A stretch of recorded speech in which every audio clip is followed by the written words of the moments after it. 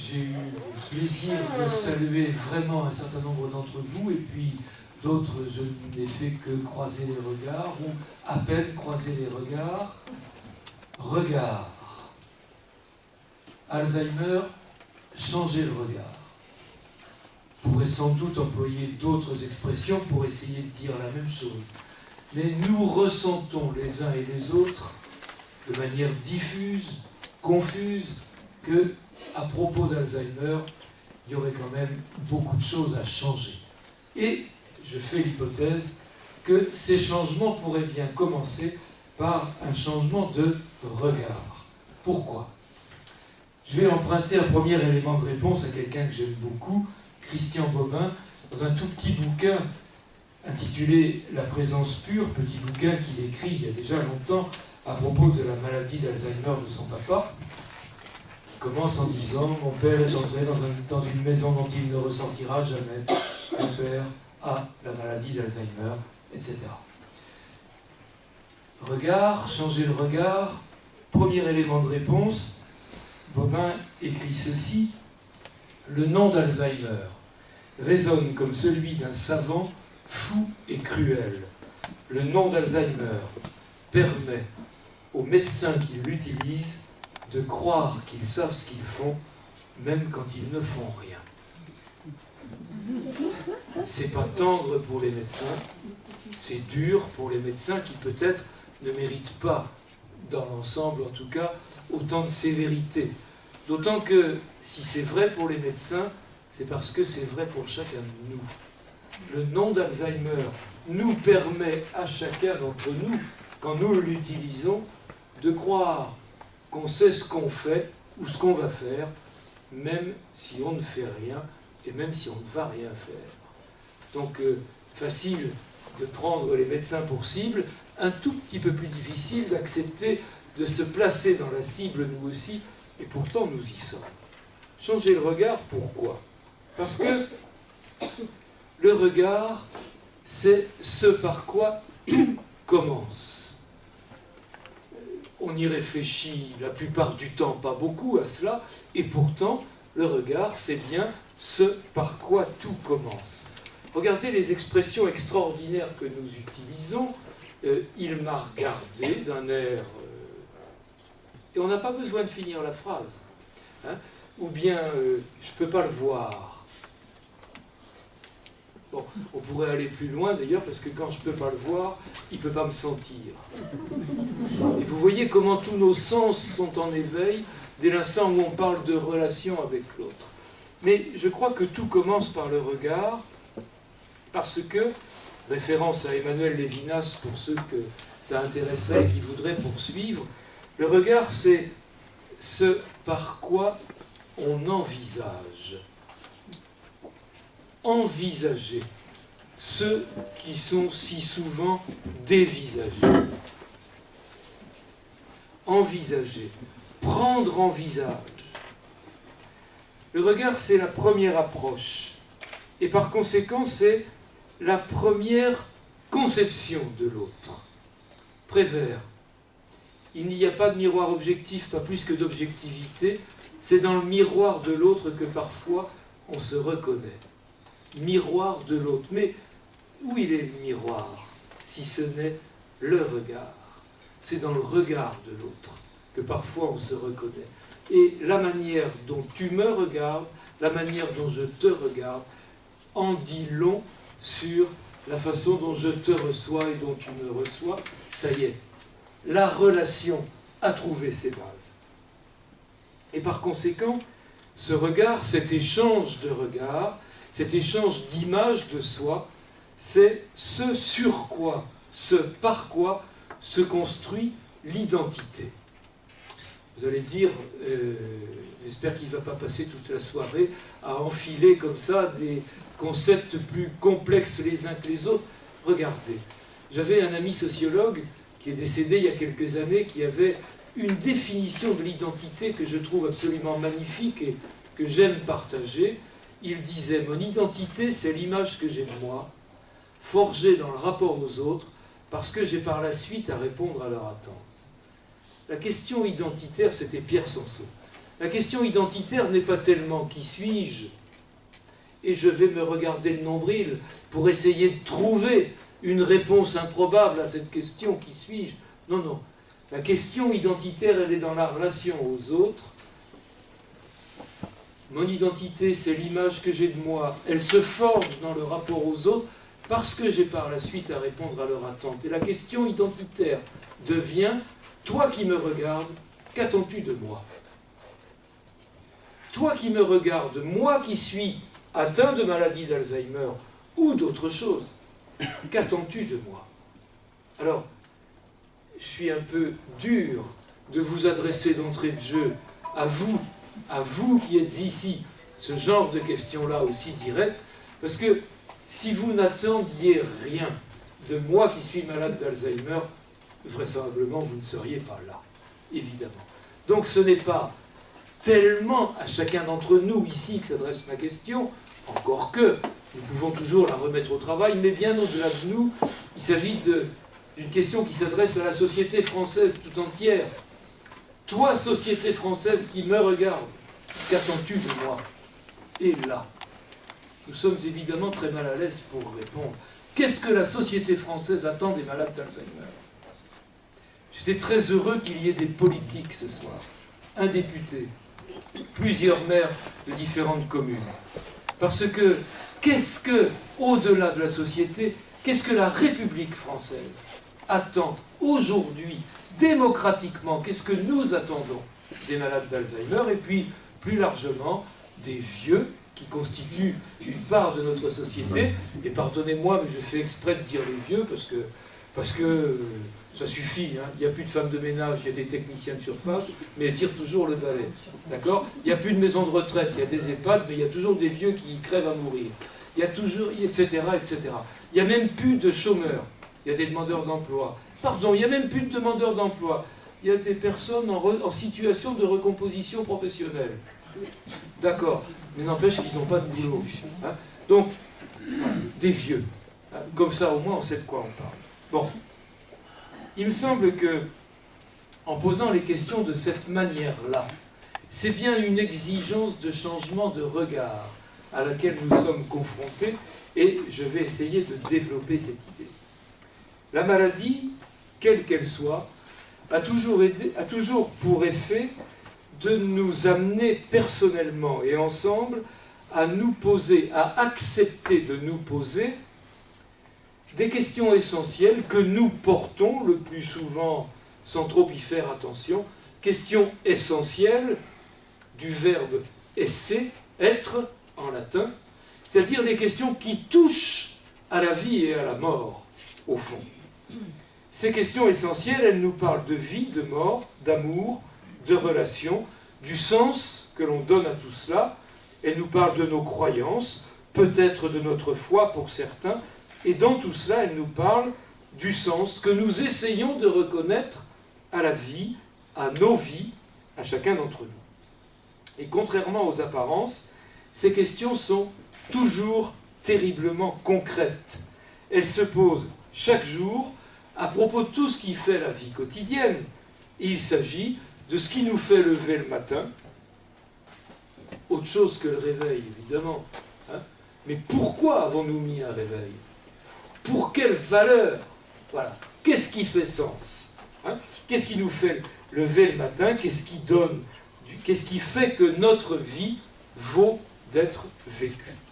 Une autre manière de dire la même chose consisterait à dire que dès qu'elle est un peu importante, la maladie nous pose ou réactive des questions métaphysiques, philosophiques auxquelles on ne peut pas rester étranger. Alors, changer de regard sur la maladie d'Alzheimer en particulier, puisque c'est elle qui nous rassemble ici, changer de regard, changer le regard, il s'agit au fond de se mettre au travail sur une philosophie. Alors, pardonnez-moi encore d'employer un terme qui peut apparaître vague, mais qu'est-ce que c'est qu'une philosophie si ce n'est une tentative d'explication du sens que nous donnons à la manière dont nous pensons notre vie, à la manière dont nous pensons le monde, à la manière dont nous pensons, dont nous pensons au monde et en relation avec les autres. Une certaine conception de l'homme, de la vie, qui donne sens dans les moments heureux, dans les moments difficiles, même les plus difficiles, tout au long du parcours que font ensemble des personnes malades et ceux qui les accompagnent. Et on a déjà évoqué beaucoup le rôle fondamental des aidants, de l'entourage, d'aidants de proximité, familiaux, familiers. Tous ces mots ne sont pas équivalents, ils ont tous leur importance. On pourrait... Mais j'avance, on y reviendra si vous le souhaitez. Le plus souvent, les réponses que nous sommes actuellement en mesure de donner aux malades d'Alzheimer et à leurs familles conviennent, encore que, il faudrait se poser plein de questions, mais conviennent, nous considérons que les réponses conviennent parce qu'il s'agit de personnes âgées. Mais alors, comme nous découvrons depuis quelques années que la maladie d'Alzheimer n'est pas réservée aux personnes âgées, mais qu'elle frappe parfois des gens jeunes, voire très jeunes. On parlait avec tel ou tel d'entre vous de ces situations particulières et je faisais référence à Blandine Prévost, près de Grenoble. Voilà, 38 ans, diagnostic Alzheimer, jeune, très jeune, mariée, mère de famille, 3 enfants, maladie d'Alzheimer. Bref, donc les réponses qu'on trouve conviennent peut-être, conviennent, en tout cas nous nous en accommodons pour les personnes âgées. Il est clair qu'elles ne peuvent pas convenir pour des jeunes, sauf à les réinventer, ces réponses. Et puisque nous avons à les réinventer pour les jeunes, profitons-en donc pour les réinventer pour les vieux, et croyez-moi, ils s'en porteront mieux, eux aussi. Parce que on ne peut pas se satisfaire de réponses qui sont toutes modélisées de la même manière. Vous avez un problème, ça tombe bien, j'en connais 50 autres qui ont le même, alors on va construire une maison, un établissement, une institution, et on mettra tous ceux qui ont le même problème ensemble, on fermera à double tour si c'est possible, parce qu'on ne sait jamais, et comme cela, on aura la conviction d'avoir traité le problème. Ben voyons. Qui d'entre nous voudrait finir sa vie comme ça? Qui d'entre nous souhaite cela pour soi-même et pour ceux qu'il aime, qu'on aime, etc. Il est donc nécessaire, urgent sans doute, d'inventer d'autres réponses, d'autres formes d'aide. C'est exactement ce qui se passe ici. Urgent, nécessaire de regarder ce qui se passe ici pour continuer à le faire évoluer, progresser, développer, etc. Parce que rien n'est jamais acquis définitivement à l'homme ni sa force. Bref, rien n'est jamais acquis, mais en plus, il nous reste tellement de choses à inventer, même si déjà on peut être heureux, fier, satisfait de ce qui se passe ici. Pour autant, attention, à nous tous de rester attentifs et inventifs. Urgent de trouver de nouvelles formes d'accompagnement, de réponse, d'aide, de soutien. On a vu déjà combien il était important de répondre conjointement, parallèlement, en même temps ou tour à tour, et aux personnes malades et à leur entourage. L'entourage s'y épuise. 2 tiers des aidants meurent avant l'aider. Quand même. Et on s'en fout, pardonnez-moi l'expression. La France ne fait rien. Quand même. On fait comme si ça n'avait pas d'importance. Ben voyons. D'accord ? Il me semble que ce regard, Alzheimer, changer de regard, c'est d'abord un regard que nous avons à faire changer sur les malades. Alors,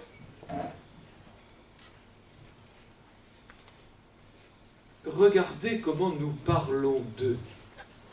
J'ai peu entendu ce mot depuis que je suis arrivé ici, et croyez bien, je m'en réjouis. Mais partout en France aujourd'hui, nous continuons à parler des malades d'Alzheimer en disant qu'ils sont déments. Et on invente dans les EHPAD des unités spécialisées pour déments. Pire que ça, des unités fermées pour déments déambulants, Pire encore, des unités fermées pour, je cherche le mot, démons perturbateurs. Ben voyons, ben voyons. Mais dans quoi on va m'enfermer, moi? Vous vous rendez compte? Parce que croyez bien que le jour où vous m'enfermerez, je serai perturbateur. Ça me paraît vraisemblable. Évidemment. D'accord? Bon, donc, comment parlons-nous d'eux? Non, ils ne sont pas démons, il faut qu'on arrête avec ça. C'est absurde. Ou alors, je suis aussi dément qu'eux. La démence est peut-être la chose du monde la mieux partagée. Alors, si nous regardons la démence comme cela, si nous regardons la démence comme notre lien commun, alors je veux bien, mais vous imaginez bien que ce mot n'est pas employé dans ce sens. Il est employé pour désigner ceux qui sont porteurs du mal, et ce faisant, puisque eux le sont, nous ne le sommes pas, eux le sont, on peut les enfermer. C'est comme ça qu'on pratique depuis le Moyen-Âge avec ceux dont on dit qu'ils sont fous. Il va falloir sortir de cette représentation. La maladie d'Alzheimer n'est pas une maladie mentale. La maladie d'Alzheimer, les malades d'Alzheimer ne sont pas déments. Ce terme de dément pèse, sonne, arrive comme un verdict et non pas comme un diagnostic, comme une condamnation et non pas comme un appel aux soins. Ce n'est pas possible de continuer à parler d'eux comme ça. Et démon, au sens latin du mot, demens, celui que son esprit a quitté. Écoutez, vous tous ici qui connaissez, fréquentez, avez fréquenté, ont connu des personnes atteintes de la maladie d'Alzheimer, vous savez à quel point, jusqu'au bout, elles conservent une activité intellectuelle d'une intensité absolument incroyable, tellement importante qu'elle ne devient plus communicable souvent, mais elle est indéniable, cette activité intellectuelle. Et on a le culot de les en spolier en leur disant qu'ils sont déments. Ben voyons. Comme si ils avaient perdu l'esprit. Donc, non, ils ne sont pas malades, non, ils ne sont pas déments, ils sont malades. Partout dans le monde aujourd'hui, des scientifiques de toutes sortes s'évertuent à chercher les causes, la nature même de cette maladie, et on peine bigrement à les identifier. On croyait savoir il y a encore peu, on sait surtout aujourd'hui qu'on ne sait à peu près rien. Et toutes les hypothèses sont relancées. Qu'est-ce que c'est que la maladie d'Alzheimer? Il y a peu encore, on répondait que des plaques se formaient sur le cerveau et que des anticholinesterasiques allaient permettre de détruire les plaques ou de... Non. Dans le meilleur des cas, de retarder un peu l'évolution. Et encore, enfin bon, ce qui ne veut pas dire qu'il ne faille pas prendre les médicaments prescrits, parce qu'ils peuvent entrer dans toute une démarche de soins et d'accompagnement fort intéressante et bien pensée par un médecin compétent, mais on croyait savoir et on s'aperçoit qu'on ne sait pas grand-chose.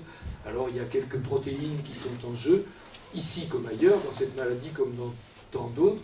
Il y a peut-être des hypothèses de maladie au prion, peut-être... Voilà. Allez savoir, que dira-t-on de la maladie d'Alzheimer dans 5 ans, dans 10 ans, dans 15 ans? Sans doute pas ce que l'on en dit aujourd'hui, et après tout, tant mieux si ça bouge. Changer le regard sur les malades, permettez-moi une petite anecdote. Je parlais tout à l'heure avec l'une d'entre vous d'un séjour que j'ai eu la chance de faire à Trois-Rivières, au Québec, dans une maison qui accueille et accompagne et soigne des malades d'Alzheimer et qui s'appelle Carpe Diem. Et il m'est arrivé la petite aventure suivante. C'était il y a maintenant 5 ans. Je pars au Québec et c'était la première fois de ma vie que j'allais au Québec et au Canada. Donc, moi, je pars au Québec avec ce que je suis, les représentations que j'en ai. Qu'est-ce que je sais du Québec? Que ça caille, voilà. Et puis surtout, je sais Félix Leclerc, Gilles Vigneault, Charles Bois. Mais parmi eux trois, Félix Leclerc. Enfin, Gilles Vigneault aussi. Et, bon, bref.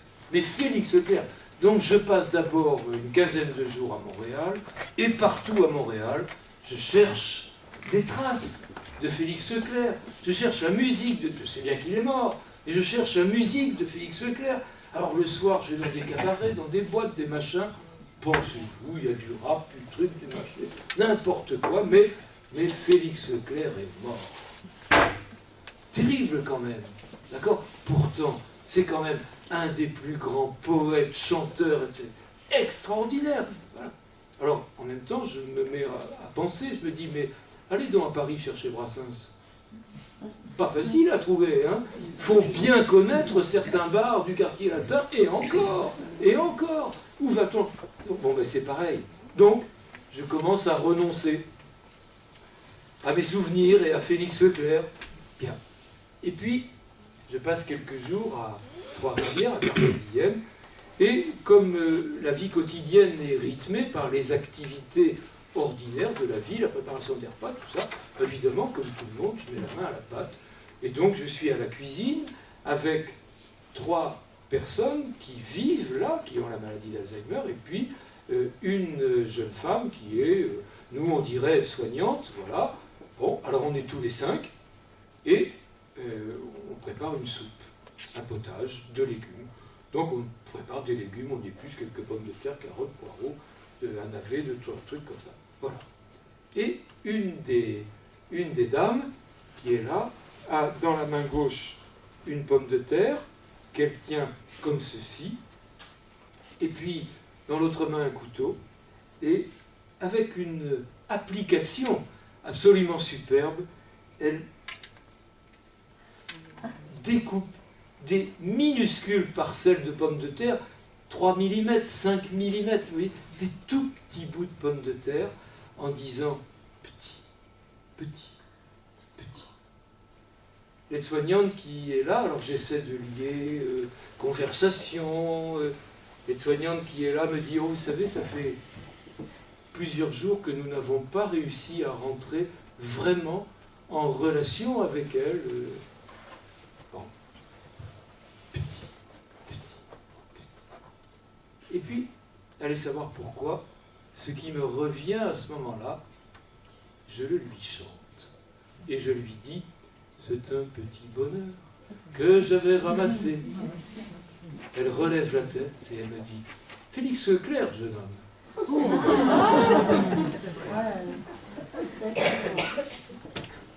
La seule personne qui, pendant 3 semaines de séjour au Québec, m'ait parlé de Félix Leclerc, c'est elle.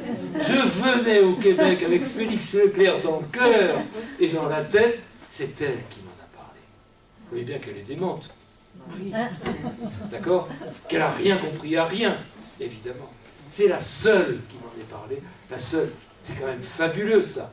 Hein? C'est la seule qui ait prononcé son nom et qui est... Voilà. Alors, décidément, pourtant, on peut dire qu'elle est confuse, désorientée, etc. Oui, n'empêche que, de temps en temps, ces espèces d'éclairs, de fulgurances que l'on peut trouver, même chez ceux qui sont apparemment partis très loin, très loin, très loin, n'empêche que. Bien. Donc, d'abord changer le regard sur les malades. Et puis, du coup, changer le regard sur les symptômes. Alors, je vais essayer de le dire de manière la plus simple possible, mais regardez comment nous parlons. Alors, on dit des déments déambulants. Ben non, d'abord, ils ne sont pas déments. Et puis non, ils ne sont pas déambulants, ils marchent. C'est la dernière liberté qui leur reste. Marcher. D'accord? Et qu'est-ce que vous voulez faire? Les empêcher de marcher? Attendez. Qu'est-ce que c'est que c'est? Et quand vous marchez, on ne dit pas de vous que vous êtes un, je sais pas quoi, déambulant. Vous marchez. Et si je vous arrête et que je vous dis, mais où allez-vous? Et vous me dites, oh ben, je ne sais pas, je me balade. Je ne dis pas pour autant que vous êtes un dément déambulant. Voilà. Vous avez bien le droit de marcher sans savoir où vous voulez aller. Et en plus, la plupart du temps, ils le savent. Oui, bon. Ils ne peuvent pas forcément nous le dire. Et quand ils nous le disent, on le refuse. Comment voulez-vous qu'ils nous le disent une seconde fois? Hein? Ils vous disent, ah ben, je vais chercher mes enfants à l'école. Enfin, ça va pas, non, 90 ans, on va pas chercher les enfants à l'école. Il y a longtemps qu'ils ont quitté, et il va se faire engueuler parce qu'il va chercher des enfants à l'école. D'accord? Donc, évidemment, que si sa parole est reçue comme ça, il ne risque pas de répondre, etc. Donc, comment parlons-nous de leurs symptômes? Mais, alors, des déambulants ou autres, d'accord? Alors, amnésique. Bon, oui, oui, et ça fout la trouille à tout le monde, du coup, parce qu'on a tous perdu nos clés, on a tous oublié le nom de, etc. La date de naissance de mes petits-enfants. Ah, m'emmerdez pas, s'il vous plaît, hein? D'accord? Parce qu'il me faut 5 minutes, moi, hein? Bon, or, les tests, ils sont faits avec ça. Vous avez combien de petits-enfants? Ouh là là là, attendez, j'en ai beaucoup, moi, des petits-enfants, hein? Bon, et puis je vous en pose des questions, moi. D'accord? C'est avec des trucs comme ça que sont faits les tests pour évaluer. Alors, je ne dis pas que les tests ne valent rien, je ne dis pas qu'ils ne révèlent rien, je ne dis pas... Mais attention, comment utilisons-nous tout ça? Dans quelle qualité de relation? Pour en faire quoi? Au cœur de quelle relation de bienveillance? Autrement, franchement, c'est de la torture, autrement. Parce que plus j'oublie, plus vous me posez la question, mais plus vous me posez la question, plus j'oublie. Quand on cherche un nom, vous avez bien commencé, plus vous le cherchez, moins vous le trouvez. Vous arrêtez de chercher, vous passez à autre chose, paf, tac. Bon, quand même. Bon, alors, quel regard portons-nous sur les symptômes? Alors évidemment, je sais bien que ce qu'ils disent parfois devient incompréhensible.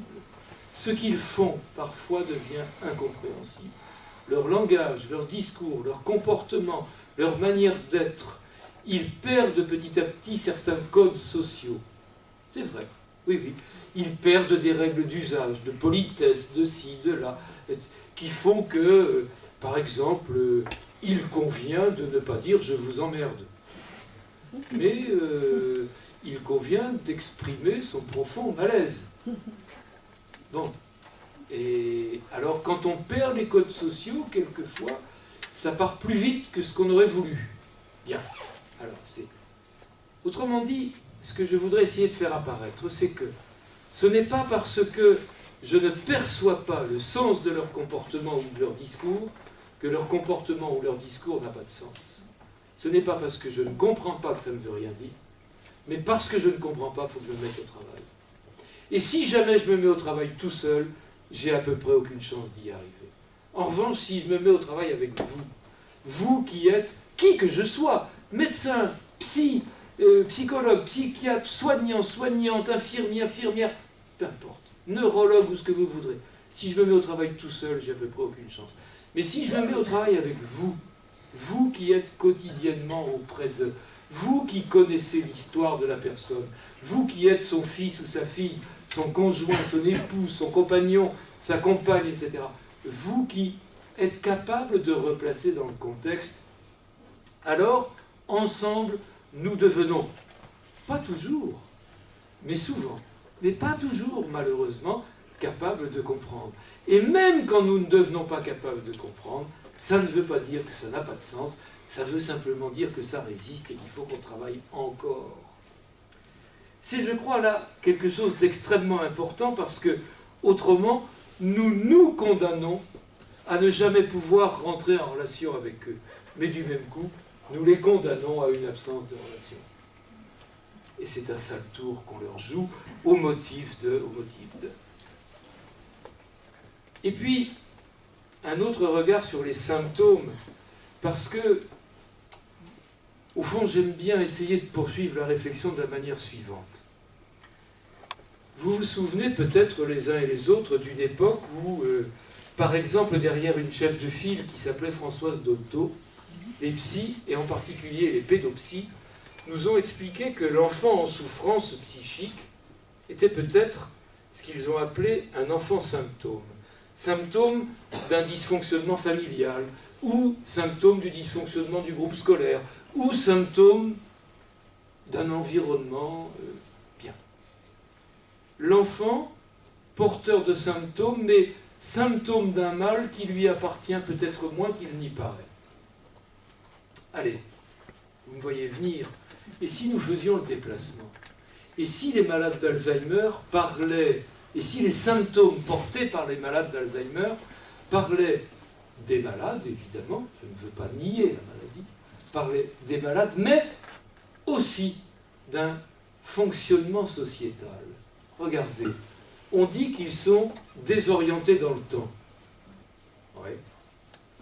Nous vivons dans une société malade de son rapport au temps.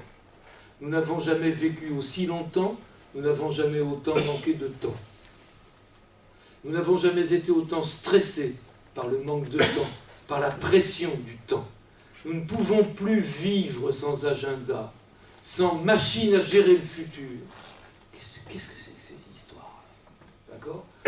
Il y a peu encore, le rapport sociétal au temps était fondé sur la durée et par conséquent valorisait le passé. Aujourd'hui, il est fondé sur l'instant et ne valorise que l'éphémère. A de la valeur ce qui ne dure pas. Au point que nous sommes prêts à payer un objet plus cher pour qu'il ne dure pas. Pas simplement plus cher bien qu'il ne dure pas, non, plus cher pour qu'il ne dure pas. Regardez les téléphones portables que nous avons, etc. Alors qu'on saurait fabriquer des téléphones qui pourraient durer pendant... Non, on les fabrique pour qu'ils durent entre 6 et 12 mois. Et puis allez, au bout d'un an, de toute façon, ils sont obsolètes. Allez, obsolescence programmée, dit Jacques Latouche, et il a raison. Voilà. Vous voyez, rapport au temps éphémère, a de la valeur ce qui ne dure pas. Or, il en faut du temps pour faire un vieux. Et beaucoup de temps pour faire un très vieux. Dans une société de l'éphémère, les vieux sont une contre-valeur. Voilà. Alors, qu'est-ce qu'on en fait? Bon, on les enferme, les jeunes. Et comme en plus, ils ont perdu 2 ou 3 repères, en les enfermant, ils perdront les autres, comme ça on aura eu raison de les enfermer. J'y vais pas avec le dos de la cuillère. Hein. Bon, mais on a très peu de temps, donc je veux bien ensuite mettre toutes les nuances nécessaires. Hein. D'accord? J'y vais fort, j'en ai conscience. Société désorientée dans son rapport au temps.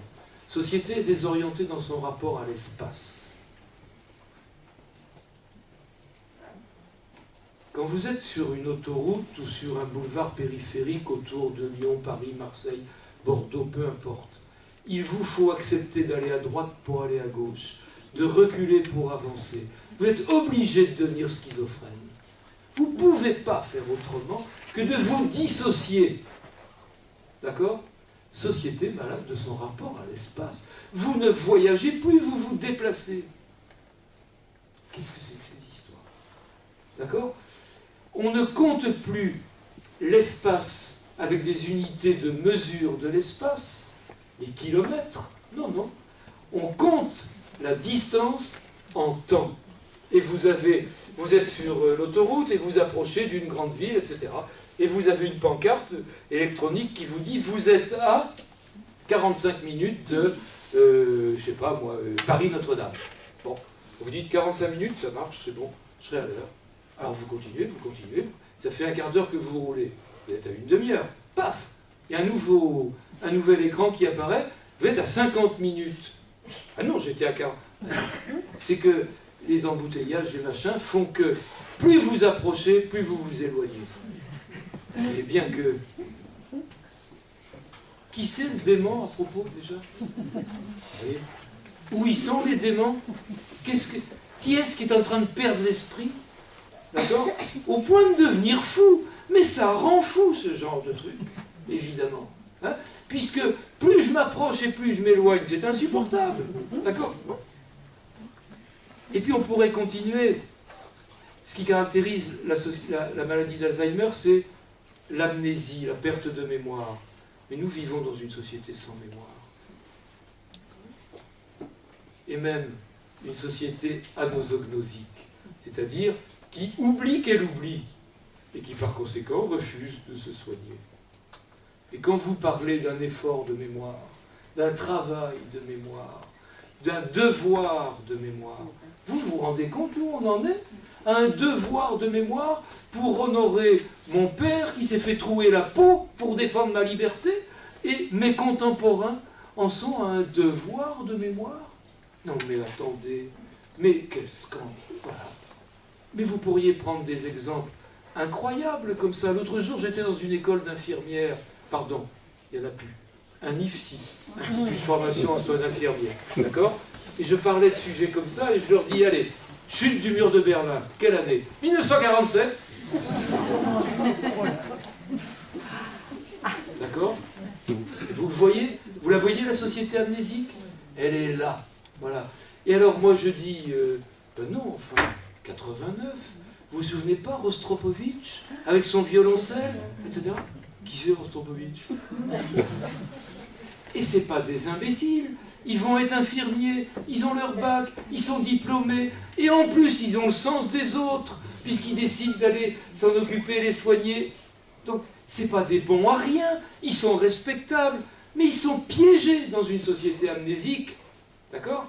Je discutais récemment avec un cinéaste qui est en train de réaliser un film sur le Rwanda. Et il s'est amusé, tristement, dans la rue, à dire aux gens, allez, avec un micro, Rwanda, ça vous évoque quoi? Si je vous dis massacre, génocide, alors, entre les Tutsis et les Hutus, c'est oublié. 800 000 morts. 800 000. Oublié. Oui. Devoir de mémoire, société amnésique, et puis plus largement on dit que les malades d'Alzheimer ne peuvent plus nouer ou entretenir de relations. Eh bien oui. Qu'est-ce que c'est que cette société dans laquelle nous sommes, qui confond depuis déjà longtemps la relation et la communication, et qui depuis quelques années confond même la communication et la connexion. Toujours déconnexion possible. Voilà. Alors, tu as combien d'amis sur Facebook? Bah voyons. D'accord? Mais qui va croire que ce sont des amis? Vous voyez comment les mots se vident de leur sens? Parler pour ne plus rien dire, avec des mots qui ne veulent rien dire. Pour dire quoi? Je te like.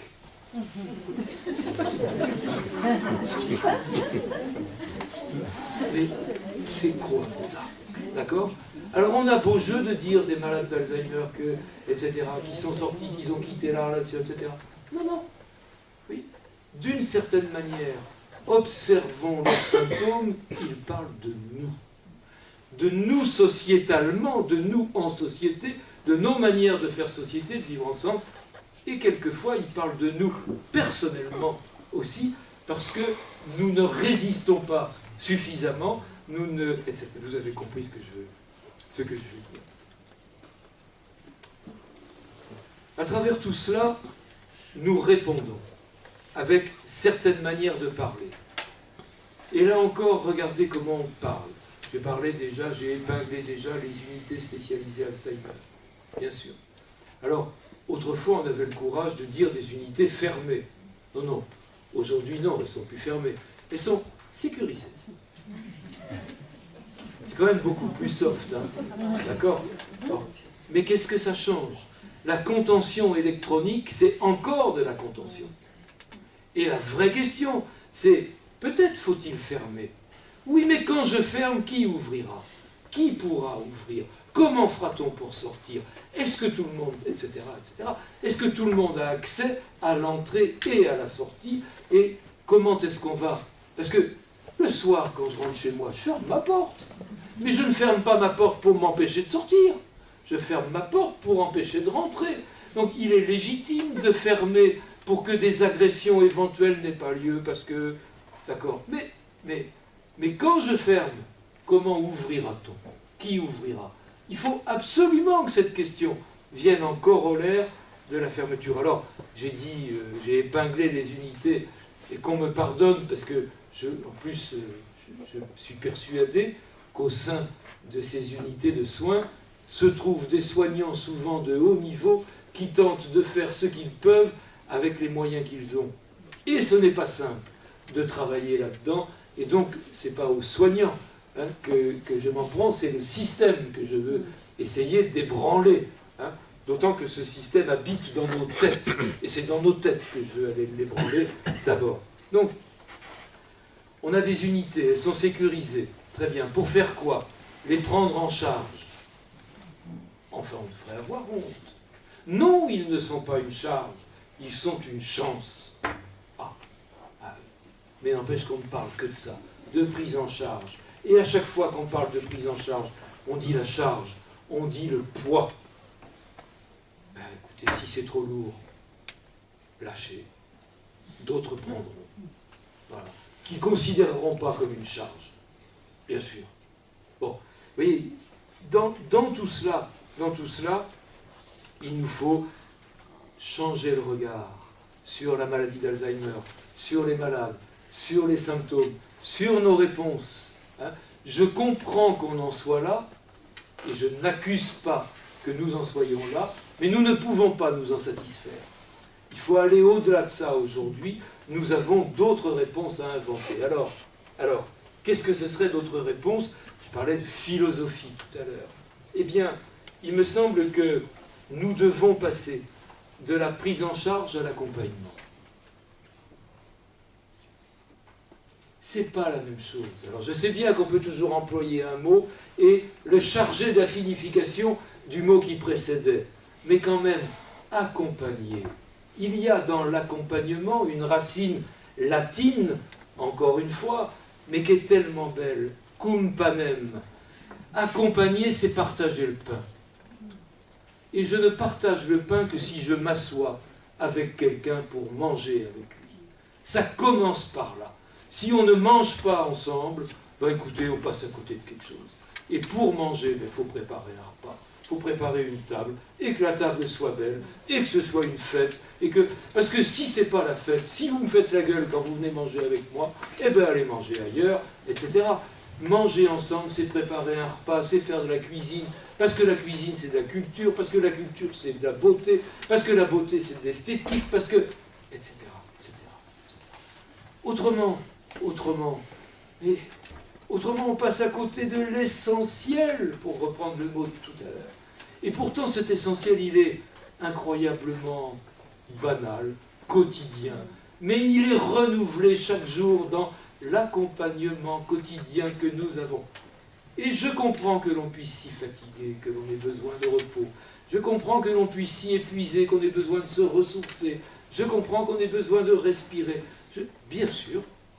Et alors, eh ben, merci d'avoir inventé ce lieu qui permet justement cela, d'y venir sans culpabilité, d'y venir pour recharger les batteries, prendre de l'oxygène ensemble, etc., etc.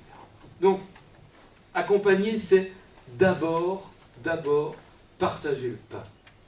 Et la symbolique du pain, elle est évidemment extrêmement importante, parce que le pain, c'est le pain que l'on mange, mais ce pain, il représente tellement d'autres choses. Le pain, c'est d'abord du temps que l'on partage, et si vous n'avez pas de temps à partager avec moi, ben allez courir. Mais, d'accord? C'est du temps que l'on partage, c'est un peu de soi que l'on donne, c'est etc., etc. Cet accompagnement, en plus, j'aime bien prendre la métaphore musicale pour en parler. J'ai la chance dans ma vie d'avoir eu de temps en temps l'occasion de chanter. Quel bonheur, quand on chante, de pouvoir poser sa voix sur l'accompagnement qu'offre une guitare, un accordéon, on l'a vu tout à l'heure, un piano, un violon, peu importe, un orchestre évidemment, mais allez, une guitare, ou quel bonheur de poser sa voix. Et qu'est-ce qui se passe à ce moment-là? Il y a une sorte de complicité qui s'établit, qui se construit lentement entre l'accompagné et l'accompagnateur, et ils vont adopter non seulement une mélodie, mais ils vont adopter un rythme, un tempo. Et il n'y a pas d'accompagnement s'il n'y a pas la recherche d'un rythme commun, d'une certaine temporalité, d'un certain rapport au temps, d'un rythme, parce que je crois qu'on ne trouve pas mieux que ça. Vous ne m'accompagnez pas si vous marchez devant. Voilà. Je vous suis, et encore difficilement. Vous m'accompagnez toujours pas si vous traînez derrière. Voilà. Accompagner exige que nous marchions du même pas.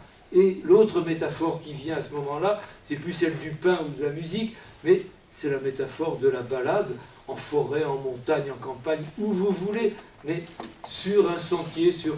Allez, on ira bras dessous, parce que c'est quand même comme ça que c'est le meilleur, etc.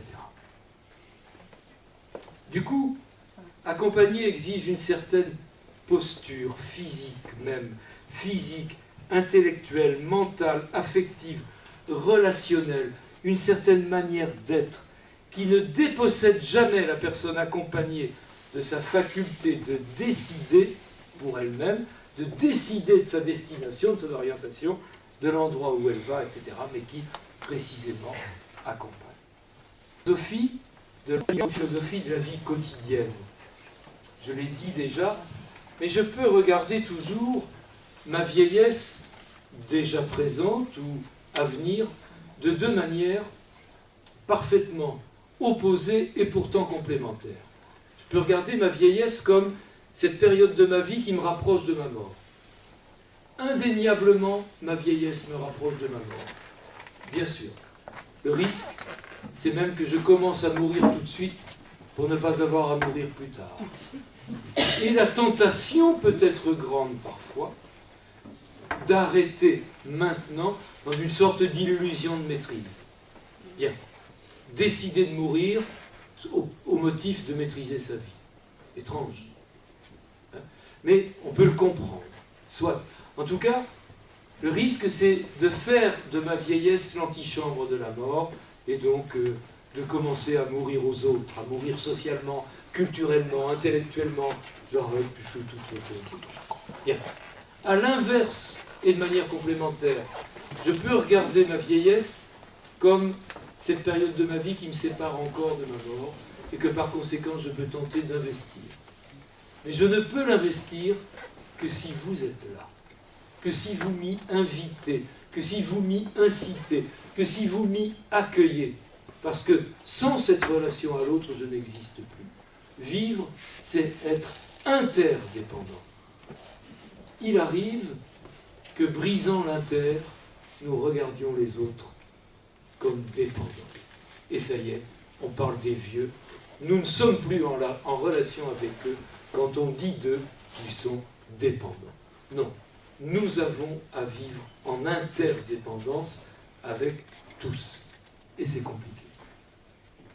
Cette philosophie de la vie quotidienne, elle s'ancre, je crois, mais vous l'avez compris, je vais passer vite, dans ce que je pourrais appeler une philosophie du minuscule. Mais je voudrais juste insister un tout petit peu là-dessus. Ça tient quelquefois à si peu de choses. C'est la table bien mise. C'est ce verre parce qu'il est beau. Et que c'est autre chose qu'un verre en duralex, machin, etc. Voilà. Celui-là, que voulez-vous, il est beau. Cette eau, elle est fraîche. Et quand je pose mes doigts sur la bouteille, mes doigts font de la marque sur ça. Voilà. C'est du minuscule et j'ai les mains mouillées simplement parce que voilà du minuscule, du 3 fois rien, jamais insignifiant. C'est De Vos qui devrait venir nous aider là-dessus. Hein. Rien, c'est rien. Mais 3 fois rien, c'est déjà quelque chose. Voilà. Et ces 3 fois rien qui sont déjà... D'accord? Et quand ça commence à ne pas être rien, c'est déjà beaucoup. Et, etc. Vous voyez, c'est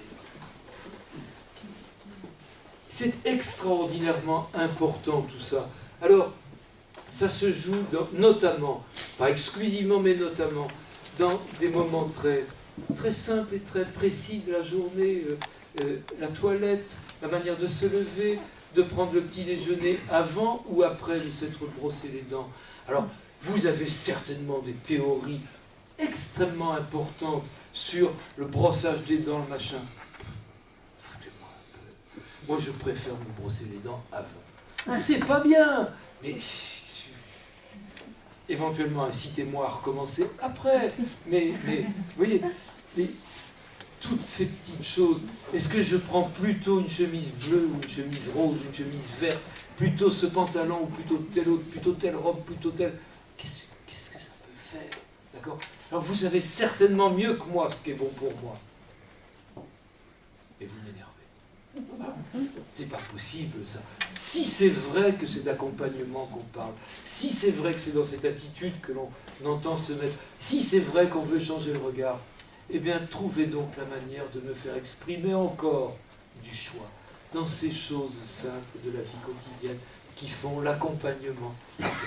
Philosophie du minuscule, hein, toutes ces choses qui n'ont presque pas d'importance et qui en ont tellement pourtant quand on les perd. Et puis, il faudrait insister sur une philosophie que j'appelle philosophie de la parole. Ce n'est pas parce que l'autre ne me parle plus que je suis dispensé de lui parler. Ce n'est pas parce qu'il ne me reconnaît plus que je suis dispensé de le nommer, de le reconnaître. C'est peut-être même la seule porte que je lui laisse pour qu'il puisse à nouveau me reconnaître. Entrer, moi, tenter une nouvelle fois, une énième fois, d'entrer en relation avec lui, en le nommant, en le reconnaissant, parce que c'est dans le regard des autres que parfois on se reconnaît, etc. Et en plus, vous savez bien, ça marche. Ça ne marche pas toujours du premier coup, ça ne marche pas, c'est pas magique, c'est pas... Mais vous savez bien que ça marche. C'est extrêmement important. Philosophie de la parole, ce n'est pas parce qu'il ne parle plus que je suis dispensé de lui parler. Et quand nous faisons des choses ensemble, je ne suis pas dispensé de nommer ce que nous faisons, de nommer les objets, de nommer, etc., etc. À travers tout ça se tisse une philosophie que je pourrais appeler une philosophie du lien. Se relier, être lié à l'autre, se reconnaître un lien, vouloir, décider de se relier. Alors vous allez dire, oui, mais que c'est difficile. Alors, diversifions les approches et les démarches. Oui, c'est difficile quand ça ne passe pas bien par la parole. Oui, c'est difficile quand en plus, la personne avec qui ça ne passe pas bien par la parole tend à refuser même le contact physique. Ça arrive. Souvent, c'est nous qui refusons d'entrer en contact physique avec elle, hein, ou qui avons des réticences. Mais oui, c'est difficile quand tout ça.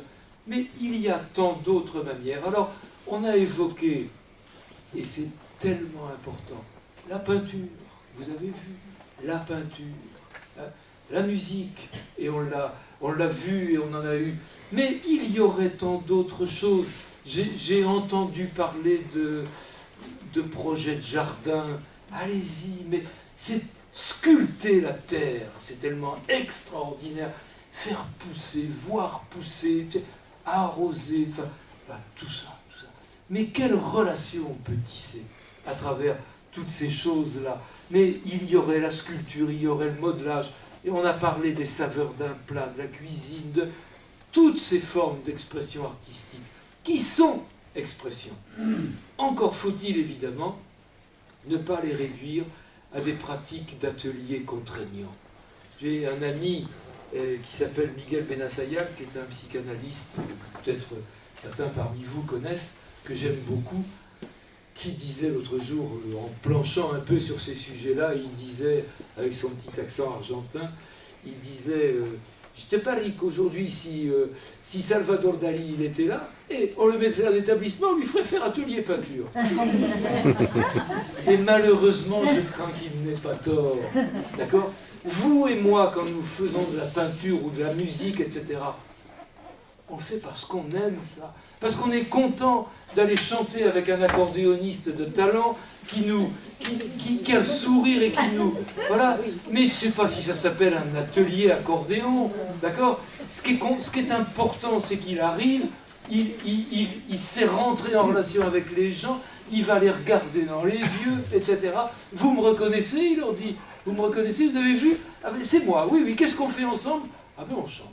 Allez hop, et c'est parti. Et cette fête-là, voilà, ce qui est important, c'est la fête que permet l'art.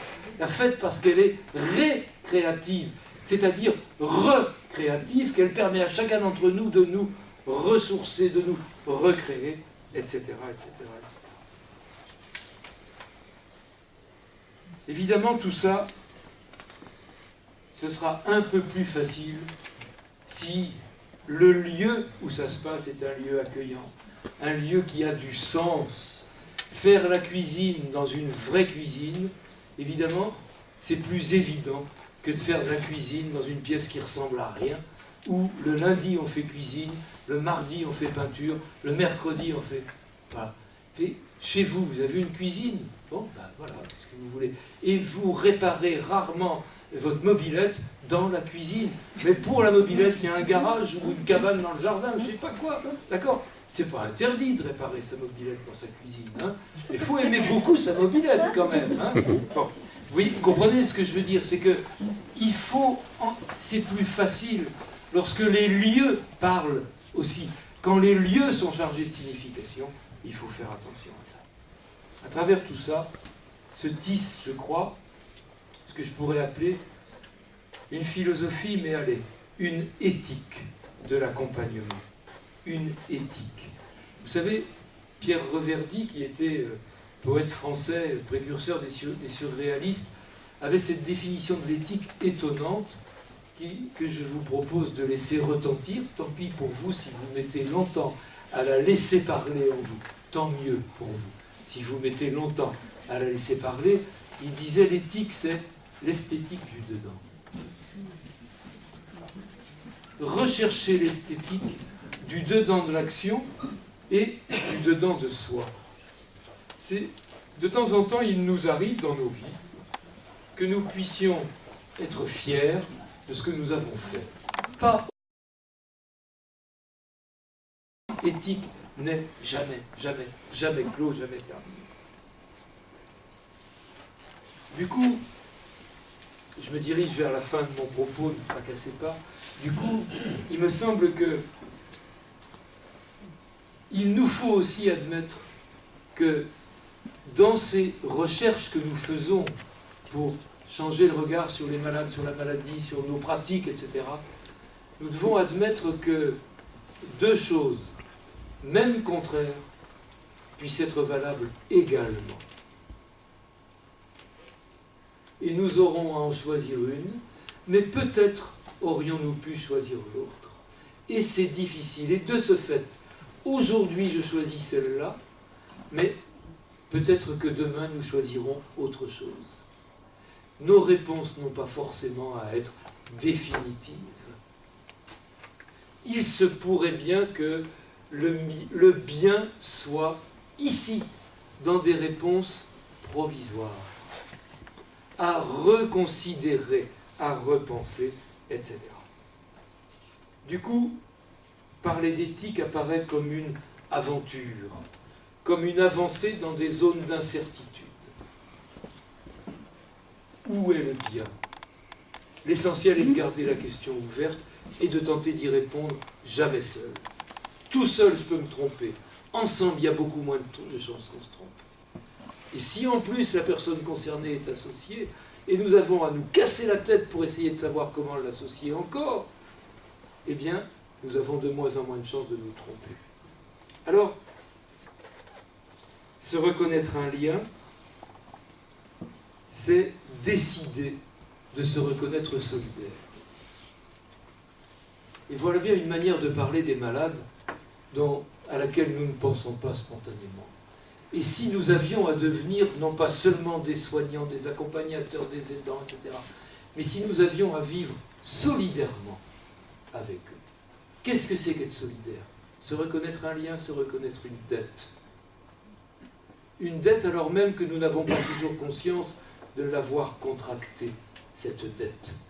Pourtant, alors, être solidaire, évidemment, de ceux avec qui, pour un peu, plus personne ne se relierait, parce que les autres, c'est facile, être solidaire des riches, j'y arrive, mais c'est être solidaire des pauvres, être solidaire des plus malades, des plus handicapés, des plus étrangers, des plus démunis, etc. Ça, oui, d'accord? Se reconnaître un lien, décider de se relier, c'est ce que vous faites en étant là. Je pense aux bénévoles qui décident de se relier en donnant du temps, de l'énergie, de l'expérience, du savoir-faire, du sourire, etc. Je pense aux professionnels qui, à leur manière, donnent de l'énergie, du temps, du savoir-faire, de la compétence, etc., etc., etc. Évidemment, les aidants, les familles, l'entourage, voilà. Se reconnaître un lien, décider de se relier et de ce fait, s'acquitter personnellement et ensemble et bien au-delà de vous, en société, sociétalement s'acquitter d'une dette. Alors au moment où on est en train peut-être de réfléchir à une loi sur la prise en charge de la dépendance, vous avez vu comment on parle? C'est terrible. Hein? D'accord? Alors on pourra toujours dire que c'est une loi sur l'autonomie. Oui, bien sûr.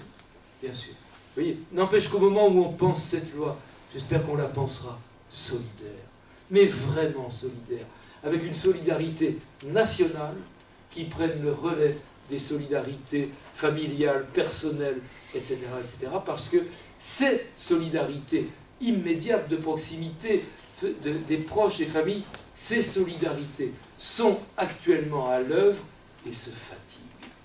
Il nous faut inventer du relais pour ces solidarités-là, et c'est notre responsabilité démocratique d'inventer ces relais. Alors, un lien solidaire, s'acquitter d'une dette, et on ne me fera pas croire qu'il n'y a pas d'argent. D'accord? Il n'y a que des choix budgétaires et économiques, il n'y a que des choix politiques, difficiles à faire, j'en conviens. Mais on ne me fera pas croire qu'il n'y a pas d'argent. Quand on sait qu'en 2012, les 500 plus grandes fortunes de France, et c'est le magazine L'Expansion, c'est pas le journal L'Humanité, hein, c'est le magazine L'Expansion, les 500 plus grandes fortunes de France, en 2012, ont progressé de 25%. On ne me fera pas croire qu'il n'y a pas d'argent. D'accord? Bien. Alors, changer le regard, c'est quelquefois accepter aussi d'introduire de l'inattendu, de la surprise, de l'émerveillement, parce qu'il nous en procure des émerveillements, des souffrir des souffrir, et des inattendus, évidemment, bien sûr. Il nous en procure, à nous aussi quelquefois, de nous laisser surprendre, de nous laisser impressionner par la beauté d'un certain nombre de situations que nous pouvons avoir à vivre avec eux, ou la beauté de la réflexion de ceux à qui on ne pense jamais quand on se met au travail sur ce genre de questions, les poètes. Pourtant, de la même manière que nous travaillons avec eux en musique, en théâtre, en peinture, en sculpture, etc., bien sûr que nous pourrions travailler avec eux en expression poétique, et Dieu sait s'il y en aurait à faire.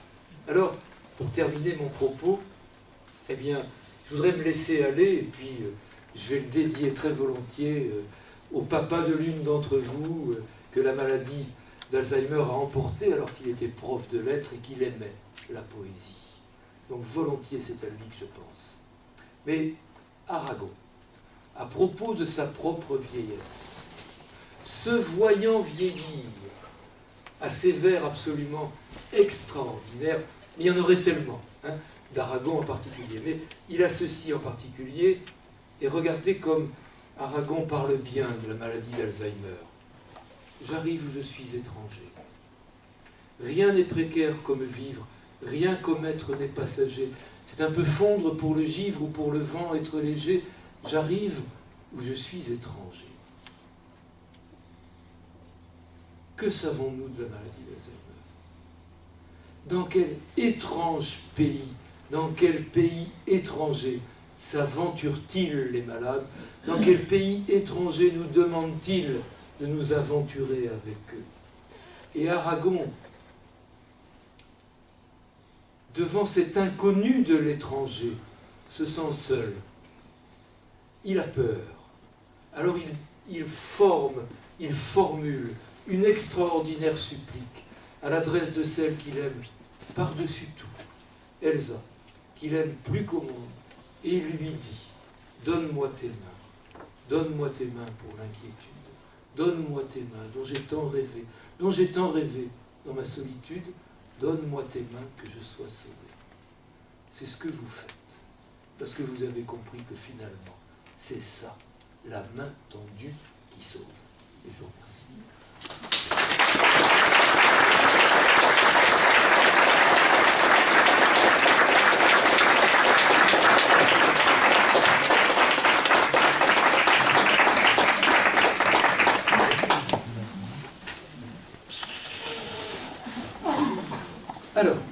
Allez, Pascal. Allez.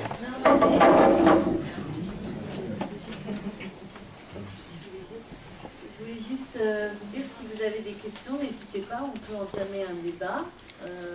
Voilà, avec des questions, des remarques, des désaccords, des... ce brillant exposé qui nous a tous, je pense, donné une grande bouffée d'oxygène. Ça fait du bien d'entendre ce genre de discours de nos jours. On n'entend pas assez. Voilà. Donc, si vous voulez prendre la parole, ou si vous voulez le micro, ou si vous voulez intervenir, même une remarque, un commentaire, n'hésitez pas. Voilà. Je vous en prie, monsieur. Non, je pense que votre exposé est très bien, mais je crois que c'est toute la société qui est à... Oui, oui. Et là, c'est un gros problème. C'est toute la société. Mais, alors, je vous promets que j'y consacre une énergie considérable, personnellement. Mais si chacun d'entre nous ce soir repart un peu plus porteur de ce genre de message, si chacun, on est, allez, je sais pas, 100, peu importe. Si on est 100, et que chacun d'entre nous, dans les 3 semaines qui viennent, réussit à faire bouger un tout petit peu le regard de 3 personnes, ça fera 100 plus 300, ça fait 400 personnes, qui chacune feront bouger. C'est l'effet papillon. Petite cause, grande conséquence. N'hésitez pas, hein, si vous avez quelque chose à dire, une question, Jeanne. Une petite question. Un petit commentaire, vas-y. Je pense que ce que vous avez exprimé est vraiment bien pour la société et pour nous-mêmes, parce que ça nous apprend beaucoup de choses, de réfléchir sur la peine que vous nous avez donnée, et puis se regarder un peu mieux pour regarder mieux. Oui. Merci. Merci.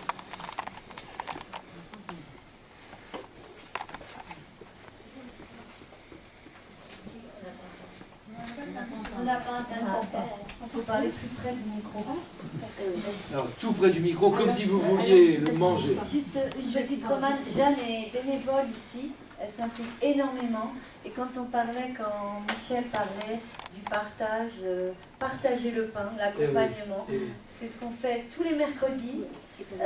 Tout le monde amène des gâteaux en toute simplicité. Jeanne, la première, mais il n'y a pas qu'elle.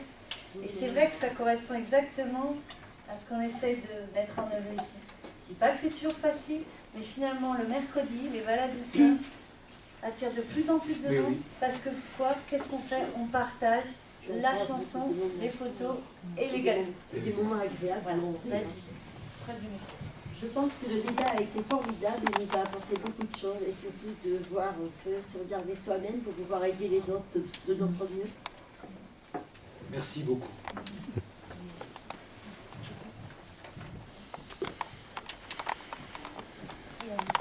Allez, autre réaction, allez-y. Hein. Des désaccords peut-être. Hein.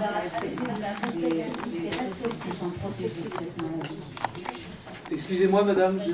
Y a-t-il quelque chose pour se protéger de cette chose, de cette maladie? Ah là là. Alors. Y a-t-il quelque chose pour se protéger de cette maladie? Je crois très franchement qu'au point où nous en sommes aujourd'hui de la recherche scientifique, j'avais l'occasion en début de semaine d'en discuter avec quelques chercheurs de très haut niveau, au point où nous en sommes aujourd'hui, très franchement, je crois que nous ne savons pas répondre. Pourtant, il y a un certain nombre de choses que l'on peut dire. De toute manière, il est vrai qu'une certaine hygiène de vie ne peut que permettre de vieillir dans des conditions plus favorables. Allez, arrêter de fumer, c'est certainement une bonne chose. C'est évident, hein, bien sûr. Et plus vous arrêterez jeune, mieux ça vaut, bien sûr. Alors je ne veux pas non plus vous embêter avec ça, mais quand même, on le devine bien. Et nous aurons comme ça, évidemment, une hygiène alimentaire, une hygiène ceci. Oui, bien sûr. On ne sait rien aujourd'hui de l'influence possible d'un certain nombre de facteurs, comme des facteurs de pollution environnementale. C'est très difficile, mais il n'est pas impossible que certains facteurs de pollution environnementale viennent produire un milieu favorable à l'évolution de la maladie. Il y a après des choses très étonnantes.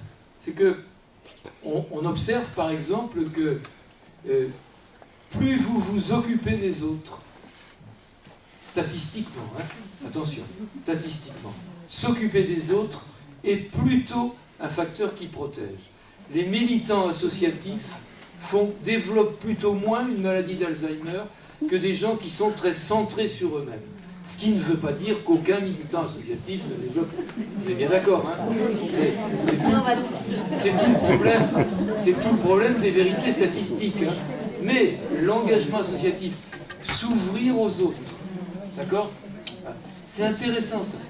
On observe également, sans qu'on puisse exactement comprendre pourquoi, que ceux qui ont une activité intellectuelle, mais ça ne veut pas dire ceux qui font des études, mais ceux qui ont une activité intellectuelle, et ça peut passer à travers une activité manuelle, j'en conviens, et qui font travailler leur tête, et qui en particulier lisent, développent plutôt moins, d'accord? Plutôt moins de maladies d'Alzheimer. Ça ne veut pas dire que si vous lisez beaucoup, vous n'en ferez pas, mais statistiquement plutôt moins. Voilà. Aujourd'hui, je crois qu'on peut guère être plus précis que ça.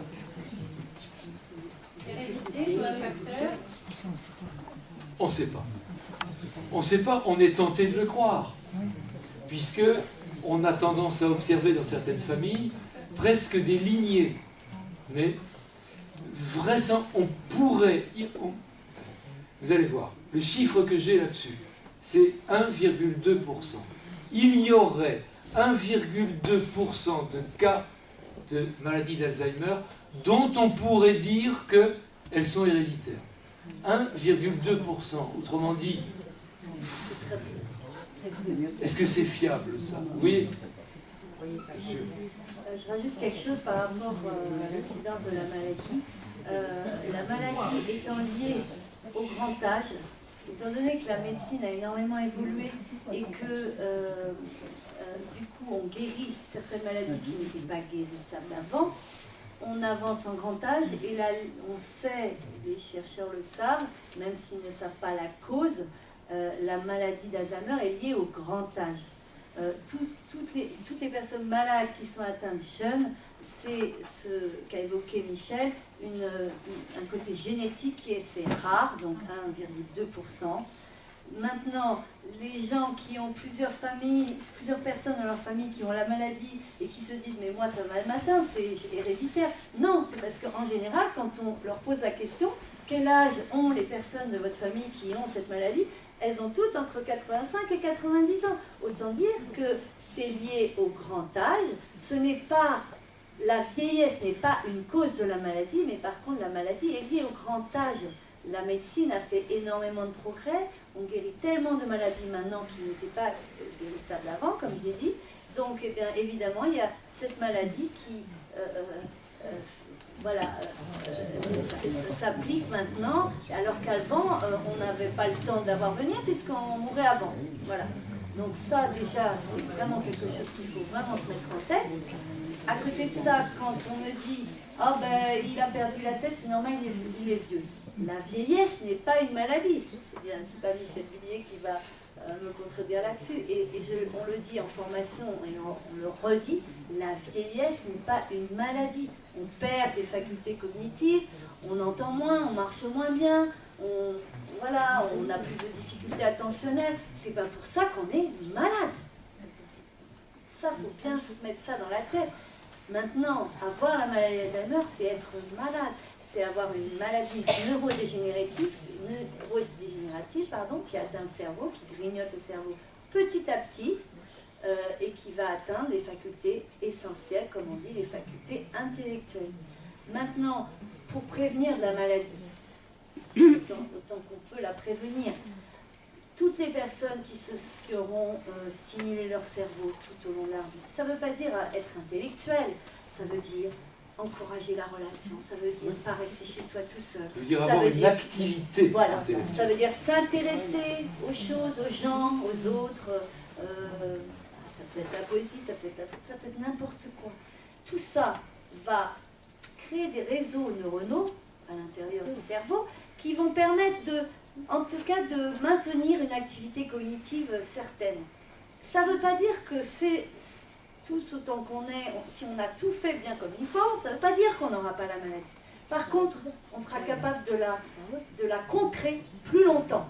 Ça veut dire que quelqu'un qui aura stimulé son cerveau tout au long de sa vie, avec une bonne hygiène de vie, il pourra à un moment donné contrer, si la maladie apparaît, elle sera, disons, silencieuse pendant plus longtemps que quelqu'un qui n'aura rien fait, qui se sera laissé aller, qui n'aura pas une bonne hygiène de vie, qui n'aura jamais essayé de rencontrer les autres, de stimuler son quotidien, de stimuler un peu son cerveau. Voilà, c'est tout. Donc, personne n'est préservé.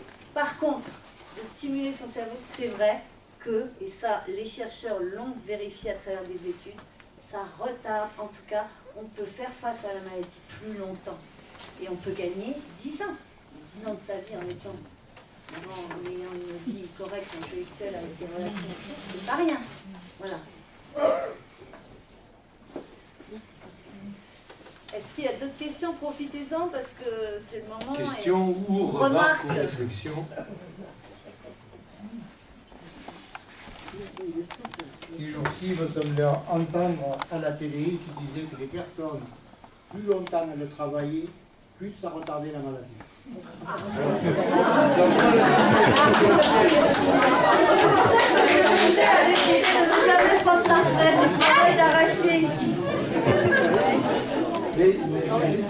Alors, comment dire, je me méfie un petit peu de ce genre d'affirmation, parce qu'on voit bien comment aussi ça peut manipuler l'opinion dans un moment où il conviendrait qu'on retarde l'âge de départ, qu'on allonge la durée de cotisation, etc.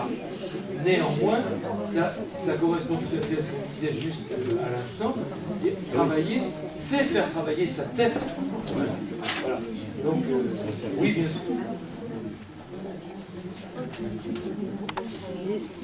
Et en fait, j'ajouterais peut-être pas que sa tête, ses jambes aussi, parce que oui. Les gens n'entendent pas. Ouais, non, parce que moi j'ai une patiente, enfin je me présente, je suis orthophoniste, j'ai une patiente qui, son mari l'a fait marcher quasiment tous les jours, et on la sent heureuse. Et je pense que la marche, voilà, elle y accède comme avant, et ils sont justement dans le même rythme tous les deux. Enfin, je pense qu'il y a quelque chose de très beau, et puis ça oxygène le cerveau. Donc en fait, parce que souvent, on m'a dit que c'était important de faire un effort physique parce qu'en fait, on respirait plus profondément et on renouvelait vraiment l'air. Alors que quand on est chez soi, toujours dans la même chambre, enfin, voilà, donc c'est drôlement important. Et Montésic est un lieu idéal pour faire des rendez-vous. Alors on en fait tous les lundis après-midi par la promenade photographique parce que comme disait Michel, on a décidé au lieu, alors pour le terme générique, on est un peu obligé vis-à-vis de l'Agence régionale de santé de parler toujours d'atelier aidant aidé, ce qui pose problème et en même temps on peut pas, c'est difficile de faire autrement pour se faire comprendre des institutions et des professionnels. Et donc ici nous avons décidé de contourner quand même ça, alors évidemment avec les institutions on parle d'aidant aidé et d'atelier. Mais ici, on parle de promenade photographique. On a un lieu, comme je disais, exceptionnel. Donc, tous les lundis après-midi, on fait une promenade photographique. Des personnes qui n'avaient jamais touché un appareil photo numérique, encore plus, s'y sont mises. On a maintenant des passionnés et qui nous ont quand même fait une belle exposition en bas. Et ça, la marche, ça fait partie aussi de nos préoccupations, parce qu'on sait à quel point, mais moi la première, les bénévoles les premiers, on est tous charmés par cette balade, parce que il y a le prétexte, ça va être l'atelier entre guillemets, c'est faire quelque chose, mais finalement le but c'est quoi? C'est toujours le même but, c'est d'être ensemble, de partager. Quand c'est pas le pain, c'est les images. Quand c'est pas les images, c'est la peinture. Quand c'est pas la peinture, c'est le chant. C'est ça l'accompagnement. Mais c'est l'accompagnement. Moi, ils m'accompagnent parce que moi, grâce à eux, je suis dans un univers avec des moments de grâce. C'est eux qui me donnent du sens aussi à ce que je fais tous les jours ici. Donc, vous voyez, les ateliers, tout ça. Ok, il y a ce vocabulaire. On ne peut pas y échapper. Pour se faire comprendre d'un certain nombre de personne avec qui on doit communiquer, voilà. Mais à côté de ça, il y a tout le reste. Et le reste, on sait que ça passe par la promenade photographique, les balades douceurs, les pauses café, tout ça qui est peut-être plus poétique, mais qui fait partie, nous, de notre quotidien et de ce qu'on vit dans la relation à l'autre. Voilà. Et comme vous disiez, la promenade, partager ensemble quelque chose, même si ce sont quelques pas, mais tous, on y gagne. Aidant, aider, il n'y a plus d'aidants, il n'y a plus d'aider, il n'y a que des gens qui partagent quelque chose ensemble. C'est très vrai ce que vous dites, et je trouve que ce couple-là qui continue à marcher ensemble, c'est formidable. C'est vrai.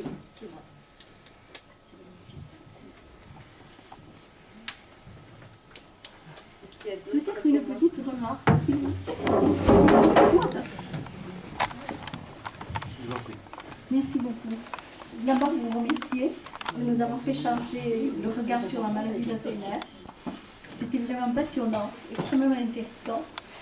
Et quand vous avez parlé d'un monde étranger, moi j'ai pensé à un roman qui m'avait fait changer d'avis, enfin changer le regard sur la maladie d'Alzheimer, qui est un roman de Jacques Lassmann, que je trouvais dans une foire au livre, tout à fait par hasard, et qui s'appelle, j'ai retrouvé le titre, Pascal, La mémoire des dieux.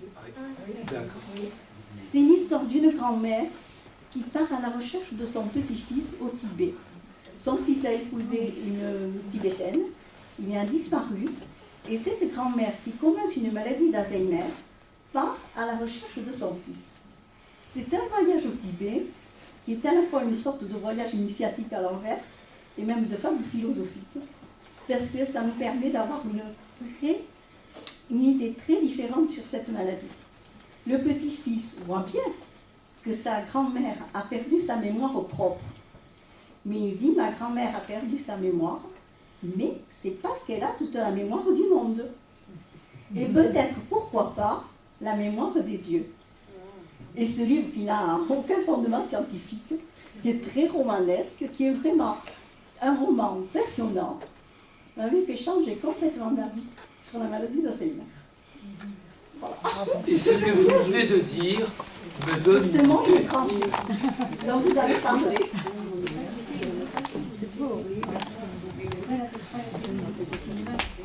Et en vous écoutant, madame, me vient une idée. Vous le racontez tellement bien qu'il faut inventer au Valadou des soirées contes. Et vous viendrez conter ce roman. Ah oui, madame, je Franchement. viendrai. Franchement. Je vous le ferai. Oui, Je l'ai retrouvé. vous me le prêterez.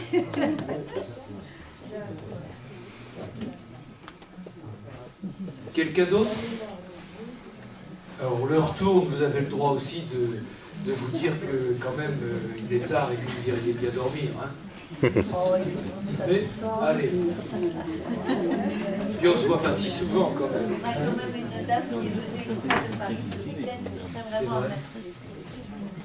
Qui a vraiment atteint de la maladie, qui est ici et qui est venue exprès ce week-end. D'accord. Merci. Allez, oui. J'en ai une, mais Attendez. Allez, allez. C'est presque hors sujet. J'aimerais connaître votre parcours, si c'est pas nécessaire, et vos actions quand vous dites que vous faites vos actions pour vivre dans la société. Alors.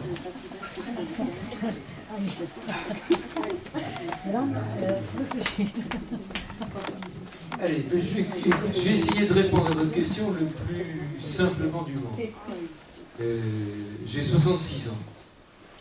J'ai un frère un peu plus jeune que moi, dont on a toujours dit qu'il était handicapé. Je ne sais pas. Moi, je ne sais pas. On a toujours dit de lui qu'il était déficient intellectuel. Moi, plus ça va, plus je crois que c'est un intellectuel déficient. Voilà. Ben oui, mais c'est pas pareil. D'accord? Du coup, je suis devenu éducateur spécialisé. C'est normal. Il a 4 ans de moins que moi. aussi loin que je remonte dans mon enfance, j'entends ma pauvre mère me dire « Michel, occupe-toi de ton frère ». Donc, j'ai passé ma vie à essayer de m'occuper de mon frère. Je n'exagère pas en le disant comme ça.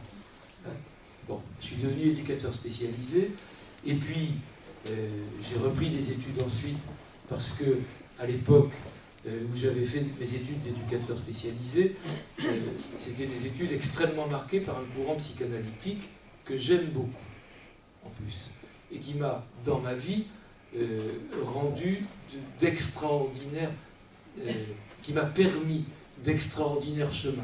Donc je ne veux certainement pas dénigrer ce parcours-là. Mais la psychanalyse n'est pas faite pour rendre compte de tout et de n'importe quoi. Il ne faut pas l'utiliser n'importe comment, autrement, l'ayant malmenée et pervertie, on s'étonne après qu'elle ne puisse pas rendre les services qu'on en attend. Donc, la psychanalyse, c'est formidablement intéressant, mais il n'y a pas que ça. Et j'ai été amené, étant devenu moi-même formateur dans une école d'éducateurs, etc., j'ai été moi-même amené à reprendre des études pour compléter cette vision du monde que je pouvais avoir. Et j'ai fait spontanément des études de sociaux. Et puis un jour, en faisant mes études de sociaux, je crois que j'étais en licence. Oui, j'étais en licence. J'ai un prof qui est très vieux aujourd'hui, mais que j'aime beaucoup, qui s'appelle Paul Blancard, qui est un emmerdeur de génie, un type extraordinaire, voilà, qui arrive et qui nous dit « Oh, j'ai oublié la dernière fois, j'aurais dû vous donner des exposés. » Alors il prend ceux qui étaient au premier rang, vous ferez un exposé sur la sociologie du travail, vous ferez un exposé sur la sociologie, voilà, et puis paf, j'étais là, il me dit « Vieillissement de la population ». Alors je vais le voir à la pause et je lui dis « Mais j'y connais rien ». Il me dit « Et alors, pourquoi tu crois que je t'ai donné du travail ?» Voilà. Et il ajoute, quand même de manière très sympa, « Maintenant, si tu as besoin, je t'aiderai. » Et en particulier, je t'aiderai, ça voulait dire recherche bibliographique, etc. Et je lui dois vraiment beaucoup, parce qu'il m'a orienté de belle manière vers certains ouvrages, certains auteurs, etc. Et qu'à partir de là, j'ai eu des rencontres avec des sociologues qui m'ont intéressé à ces questions relatives au vieillissement. Mais quand on est éducateur spécialisé, s'intéresser au vieillissement, c'est s'intéresser aux vieux. Parce que le vieillissement, c'est pas intéressant. Mais ce qui est intéressant, c'est qu'il y a des gens qui vieillissent. Et qu'est-ce qu'ils vivent en vieillissant? De la même manière que c'est pas au handicap qu'on s'intéresse, mais aux personnes handicapées et à ce qu'elles vivent, etc. Donc voilà ce qui m'a amené là-dedans. Et puis, ça ne m'a plus jamais lâché, ça fait 40 ans que... 37 ans que je travaille sur ces questions relatives à la vieillesse, et j'ai gardé, j'espère, la préoccupation handicap également. Alors après, pour répondre à l'autre partie de votre question, qu'est-ce que je fais, moi Alors, comme vous, mon militantisme à moi, c'est du militantisme associatif. J'essaie, je pense que je n'oublie pas de voter. Non mais, c'est très important. Hein. Peut-être même avez-vous deviné comment, mais ça n'a pas d'importance ici. D'accord? Mais je n'oublie pas de voter. Puis autrement, ben oui, militantisme associatif. Alors, par exemple, et parce que je suis content de faire exister ces associations ici, je suis président de l'Union nationale des offices de personnes âgées, par exemple. Voilà. Donc, vous connaissez des villes où il y a des offices de personnes âgées, elles sont fédérées en Union nationale. Je suis le président. Tout le monde s'en fout, mais pas moi. Et par exemple, nous organisons à Reims au mois de décembre un colloque sur... je ne sais plus exactement quelle est la formule, mais en gros, c'est vieillir et jouir. Voilà. C'est vraiment la sexualité dans la vieillesse. Est-ce qu'on a le droit d'en parler de ça? Et quand on en parle comment, pour dire quoi, pour... Bon, oui, voilà, ce genre de préoccupation. Alors, autrement, j'ai de temps en temps la chance, alors j'ai eu la chance de prendre le temps d'écrire quelques ouvrages qui m'ont fait un peu connaître, et du coup, je suis par exemple membre de l'espace de réflexion éthique sur la maladie d'Alzheimer. l'EREMA, qui est présidé à Paris par Emmanuel Hirsch, qui est un comité d'éthique qui a été créé par le plan Alzheimer. Voilà. Et pour moi, c'est exigeant, ça me demande du travail, mais quelle source, quel enrichissement, c'est une manière extraordinaire de puiser de l'énergie et d'aller la porter ailleurs. Vous voyez, voilà, ce genre d'engagement. Alors bon, je pourrais en citer d'autres, mais je pense voilà. Je vous en prie. Et puis, j'essaie de me battre contre des idées reçues. Voilà. Non, ils ne sont pas des bons.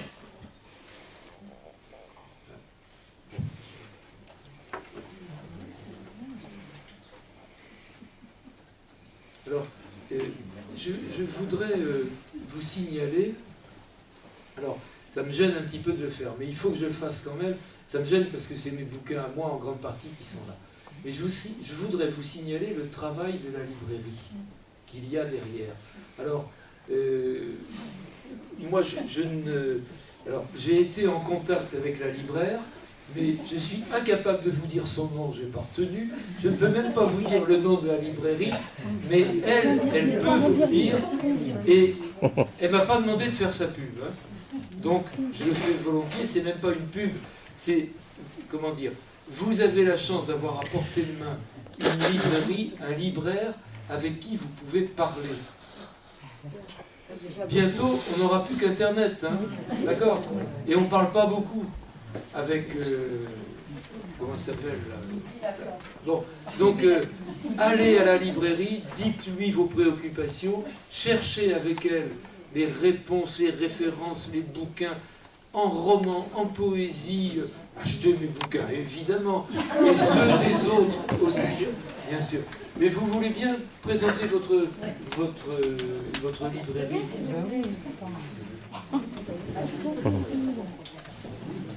Parce qu'il y a du travail derrière ça, hein, c'est pas...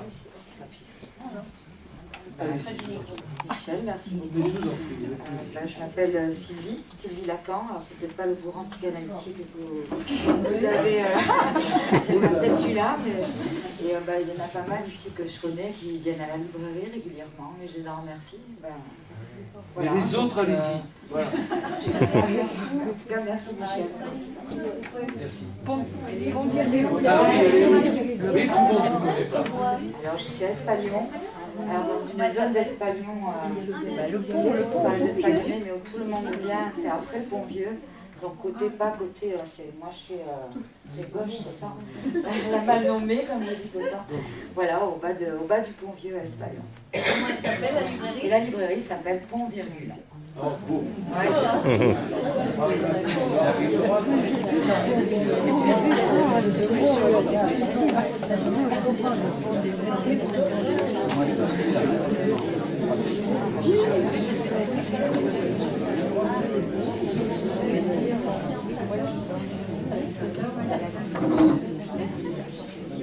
Allez, quelqu'un d'autre souhaite...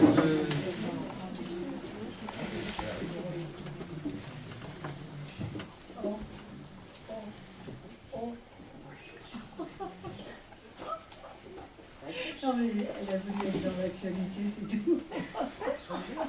Est-ce que quelqu'un veut... Ah. Elle arrive droite.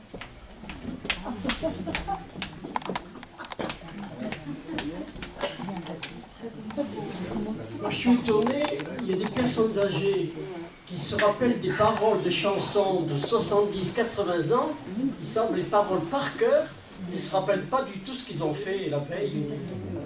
Alors, super, merci. Question formidable. Question formidable. C'est que, merci, c'est que nous n'avons pas une mémoire, mais des mémoires. Et qu'à chaque fois que l'on dit « il perd la mémoire », on dit une approximation. Alors, on observe, c'est extrêmement complexe ça. Je vous suggère à ce sujet-là, par exemple, de commander en librairie un bouquin intitulé, un bouquin de Roger Gilles, G-I-L, publié chez l'Harmattan. J'ai plus le titre en tête, mais c'est Alzheimer et mémoire ou un truc comme ça. Hein. Bon. Mais il explique, il est neurologue, mais il parle français, et il a une excellente culture, donc le bouquin en plus est agréable à lire. Hein. Mais il explique très bien comment il y a différentes sortes de mémoire et comment la maladie détruit certaines formes et pas forcément d'autres formes. D'accord ? On parle en particulier de mémoire immédiate. Oui, la mémoire immédiate, c'est celle qui est atteinte le plus tôt. Mais je vous parlais tout à l'heure d'une jeune femme, Blandine Prévost. Elle explique remarquablement, quand elle parle, quand elle témoigne et qu'elle parle des difficultés qu'elle connaît, elle dit, on se trompe en parlant de perte de mémoire. Ce n'est pas, parce que l'expression perte de mémoire tend à faire croire que nous ne parvenons plus à faire advenir le souvenir.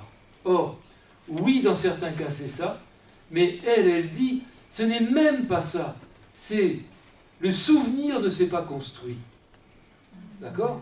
Donc, elle dit, je suis allé hier avec mon mari faire des courses, voilà, et vous me dites, tu te souviens, je t'ai rencontré hier dans la grande surface. Mais vous pouvez, je vais vous répondre oui pour vous faire plaisir, mais vous pouvez bien me dire ce que vous voulez, j'y étais pas. D'accord ? La trace mnésique ne s'est pas construite. Les associations de neurones ne se sont pas faites. Alors, quand le souvenir ne se construit pas, comment voulez-vous aller le chercher ? Or, dans ce qu'on appelle la perte de mémoire immédiate, très souvent c'est de ça qu'il s'agit. Ce n'est pas une incapacité à évoquer un souvenir, c'est que le souvenir n'est pas inscrit, n'est pas construit. Donc on ne risque pas de le faire venir. Vous voyez ? Donc vous avez raison, on a comme ça des fonctionnements mnésiques qui font qu'on n'a pas perdu la capacité à évoquer des souvenirs incroyablement anciens, des paroles de chansons ou des poésies de l'enfance. Hein ? D'accord ? Bien sûr. Alors que on ne se souvient pas du prénom de ce petit-fils qui vient de naître, que pourtant on adore. Hein ? Mais non. On explique bien ça en fait dans la formation aux aidants. La formation aux aidants deux fois par an ici. Et alors on passe un moment assez conséquent à expliquer justement les différentes mémoires. Parce que plus on va expliquer ce qui se passe en fait pour la personne malade au niveau de sa mémoire, plus on va être, l'accompagnant, le proche va être à même de saisir et de mieux savoir comment réagir puisqu'il va comprendre ce qui se passe pour l'autre. Et quand on parle de mémoire immédiate, en fait, il s'agit, le terme scientifique dit que en fait, il n'y a plus encodage de nouvelles informations. Il n'y a pas d'encodage. On ne s'imprègne plus d'une chose nouvelle. Ce n'est plus possible. Le cerveau est trop atteint. Par contre, les choses anciennes ont été intégrées dans un réseau neuronal repris nombre de fois. Et du coup, on peut chanter des chansons, Loose Esclope. On a votre maman qui, dès qu'on lui met la chanson Loose Esclope, elle nous la chante encore et encore, par cœur. Voilà. Et ça, c'est phénoménal. Et quand on dit des moments de grâce, finalement, ça en fait partie. Parce que d'accord, elle a peut-être oublié hier que vous êtes venu, que son fils, que...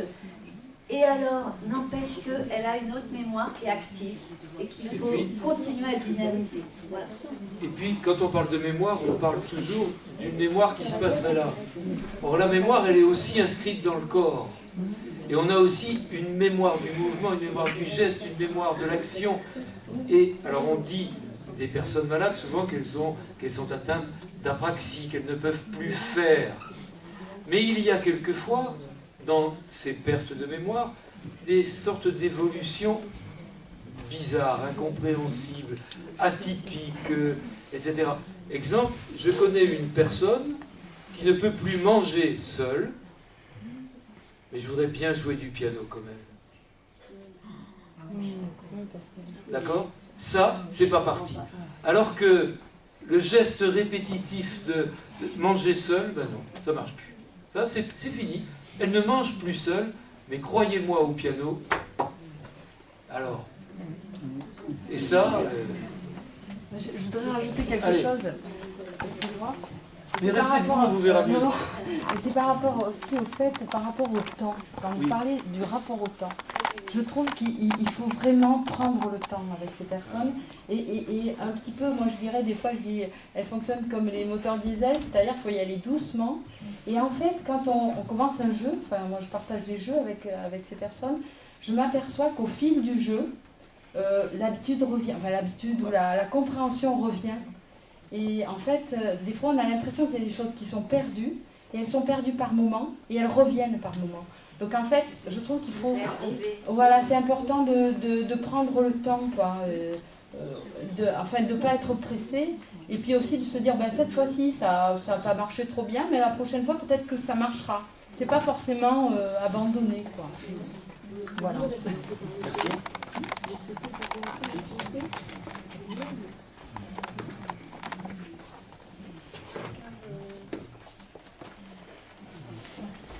Allez-y. Et puis monsieur derrière après. Je voulais réagir par rapport à ce que vous disiez sur la mémoire à court terme. En fait, je pense que ce qu'il ne faut pas oublier, c'est que malade ou non, ce qui reste, ce sont toujours les affects et les émotions. Et c'est aussi la raison pour laquelle cette dame continue sans doute à jouer du piano, parce qu'il y a quelque chose qui touche au plus profondément ses émotions et ses affects. Certainement, merci, bien sûr. Bien sûr. Monsieur, vous aviez...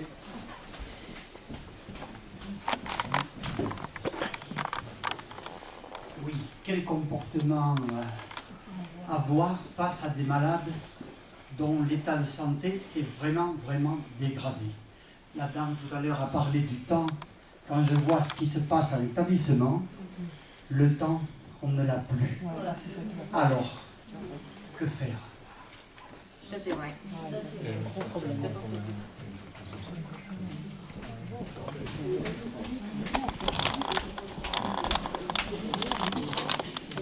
Comment vous répondre? Je ne sais pas. Voilà. La pression qui s'exerce sur les personnels en établissement est une pression qui ne peut pas leur donner la possibilité de travailler de manière satisfaisante. Satisfaisante pour les personnes soignées, aidées, accompagnées, et satisfaisante pour les personnes elles-mêmes qui accompagnent, qui soignent. Ce n'est satisfaisant pour personne, n'en doutons pas. Ça met tout le monde en souffrance. Tout le monde. Le personnel est en souffrance aussi, bien sûr. Et alors, comment faire? Je ne sais pas. C'est vrai que nos présences aux uns et aux autres peuvent être aidantes, encourageantes, soutenantes, oui, bien sûr, mais c'est là pas le temps quand il faut... Je ne sais pas. On voit bien là que là, je ne crois pas qu'il y ait de réponse immédiate. Pour moi, là, la réponse, elle est politique. Vraiment. Hein, elle est politique. Et nous avons apporté cette parole, non seulement auprès des responsables d'établissement, mais bien au-delà d'eux, nous avons apporté cette parole auprès de nos élus. Il faut que nos élus nous entendent là-dessus.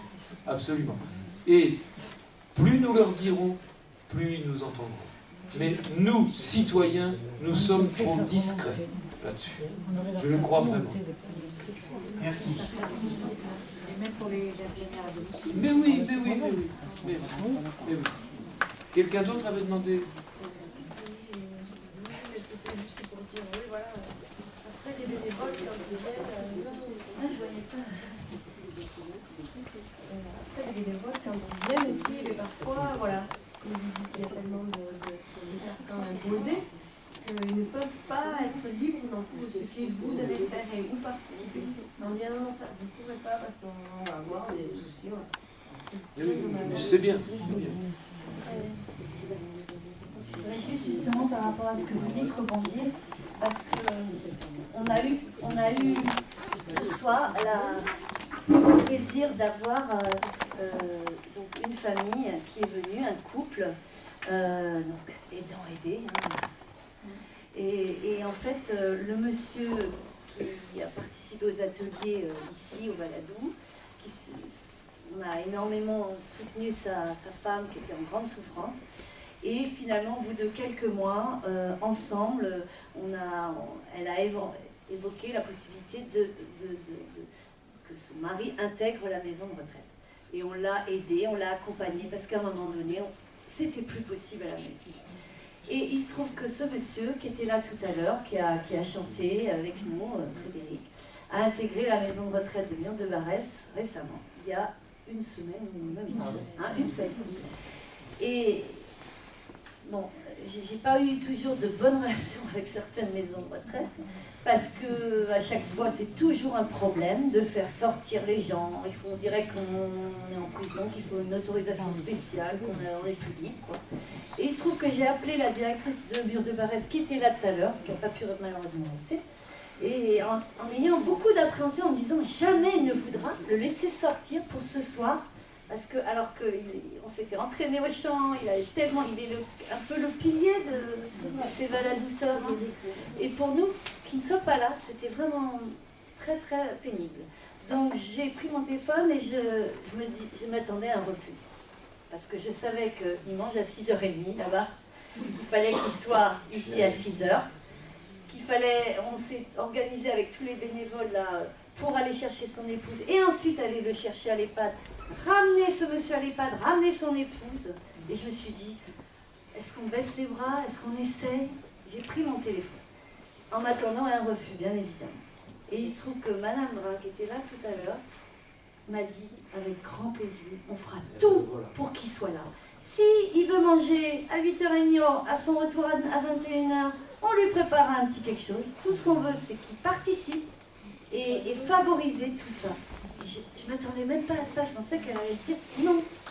Donc je m'étais déjà préparée pour argumenter, pour dire mais oui, mais si. Bon. Et finalement, je n'en revenais pas.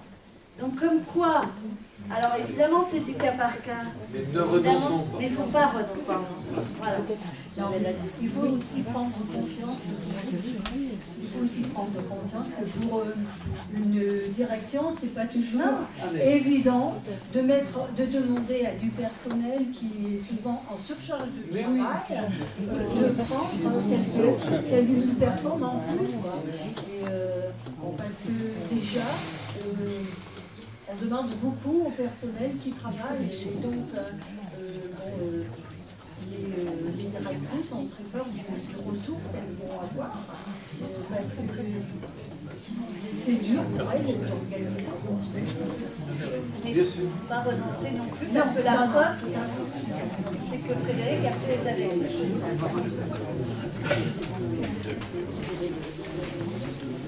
Et donc,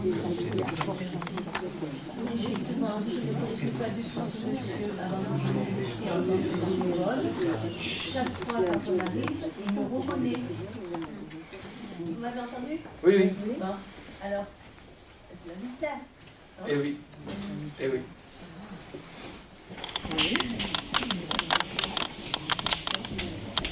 Mais, vous voyez, on parlait tout à l'heure de se laisser surprendre. Et ben voilà. Vous vous laissez surprendre par ce monsieur. Et ça fonctionne. Formidable.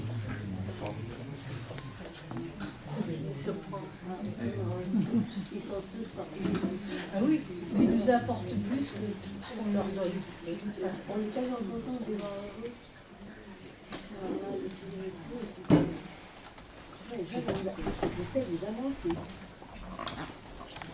Ce même monsieur, je suis allé le chercher plusieurs fois chez lui. Je peux vous dire que les premières fois où je l'ai ramené, on a discuté bien sûr du temps ancien, mais personne n'aurait pu dire qu'il était malade. Non, vraiment. Chaque fois, parce que chaque fois, quand on discute, il suffit qu'on tombe sur un sujet qui se rappelle, vous ne verriez pas qu'il est malade. C'est vraiment formidable. Mais tous les gens que l'on ramène chez eux, il y a une espèce de communication. Enfin, on ramène des gens nous aussi qui sont et il y a cette communication qui se fait, on ne sait pas pourquoi. Souvent, c'est 2 à 2 comme ça. On sait pas, tout d'un coup, et ils racontent des choses qu'ils ont vécues, des choses qui ont du sens et tout ça. Et quelquefois, leur épouse à côté sont elles-mêmes me disent ah bon. Il a dit tout ça. Il y avait très longtemps qu'il n'avait pas parlé comme ça. C'est la confiance aussi. Eh oui. C'est la confiance que c'est là. Parce que aussi vous vous adressez à lui comme vous vous adresseriez à n'importe qui, à quelqu'un de valide, entre guillemets, et du coup il répond de manière. Tout simplement.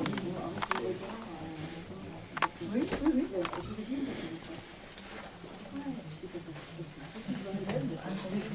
Est-ce qu'il y a d'autres questions ou remarques? Si vous voulez, il y a des livres à votre disposition. Vous pourrez vous faire dédicacer par M. Michel Billier. Donc c'est toujours agréable. Avec plaisir. Et donc n'hésitez pas, on va passer un petit moment là si vous voulez regarder les livres et Voilà, allez, merci à tous. Merci à vous.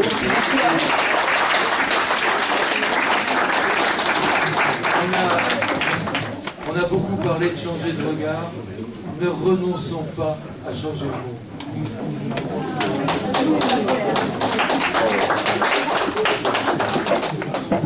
Merci à tout le monde d'être venu.